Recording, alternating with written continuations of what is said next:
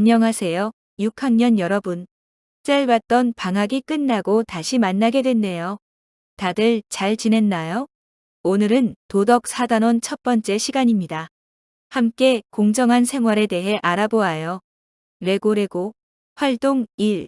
교과서 80쪽. 어떤 축구 경기 이야기를 보고 공정함이란 무엇일지 생각해 봅시다.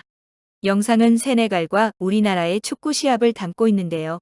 심판의 행동을 유심히 관찰해 보세요.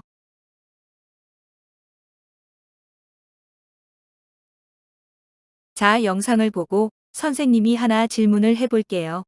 여러분이 봤을 땐 심판이 공정했다고 생각하나요? 경기 내내 심판이 했던 행동을 다시 돌이켜보면 먼저 심판은 자신의 판정에 대해 항의를 하는 선수가 있다고 해서 그 선수의 눈치를 본다거나 자신의 판정을 번복하지 않았어요. 굉장히 일관되고 단호한 모습을 보여줬죠. 그리고 정확한 판정이 필요할 때에는 자신의 기억에 의지하지 않고 꼭 경기 장면을 다시 확인했어요. 이 두 가지 행동을 보았을 때 그 당시의 심판은 공정하게 판정하고자 굉장히 노력했다고 이야기할 수 있을 거예요. 여러분도 보면서 선생님과 비슷하게 느꼈을 거라고 생각합니다. 그러면 이 이야기를 통해 한번 공정이란 과연 무엇인가 의미를 알아보도록 해요. 공정의 의미를 보다 정확하게 이해하기 위해서 우리가 흔히 함께 사용하는 공평이라는 용어와 어떤 차이를 갖고 있는지 비교해 봅시다. 방금 전 경기 영상을 본 어떤 사람은 심판이 공정하네 라고도 이야기할 수 있지만 어떤 사람은 심판이 공평하네 라고 이야기하기도 해요. 그렇다면 공정과 공평은 같은 말이라고 할 수 있을까요? 사전적 의미를 살펴보면 공정이란 공평하고 올바름을, 공평이란 어느 쪽으로 치우치지 않고 고름이라는 뜻을 갖고 있는데요. 자세히 보면 공정의 뜻에 공평이라는 단어가 포함되어 있음을 알 수 있어요. 여러분도 발견했었나요?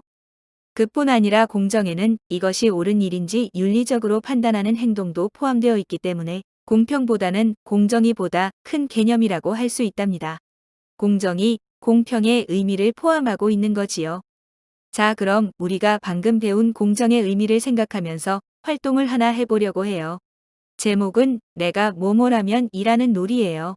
활동지가 필요하니 인쇄나 다운로드를 안 한 사람은 지금이라도 준비하세요. 활동 방법은 교과서와 조금 다르답니다. 직접 이야기를 나눌 수 없기 때문에 선생님이 대체 활동으로 만들었어요. 먼저 활동지에 제시된 여러 상황 중 한 가지 상황을 고릅니다. 그리고 그 상황에서 내 기분이 어떨지 생각해서 씁니다.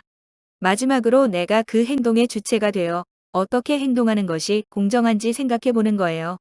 선생님의 예시를 들어볼까요? 선생님은 부모님께서 동생이 잘못했을 때에도 나에게 참으라고 하실 때를 골랐어요.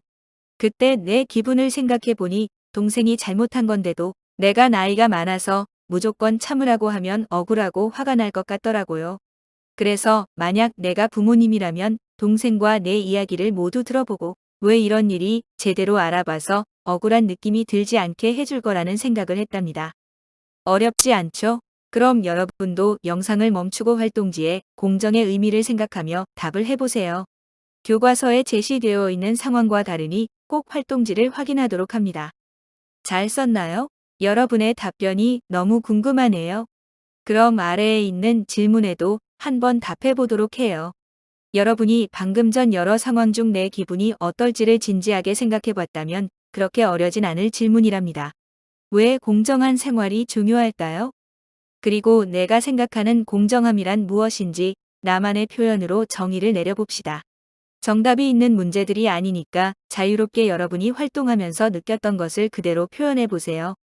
오랜만에 한 도덕 수업 어땠나요?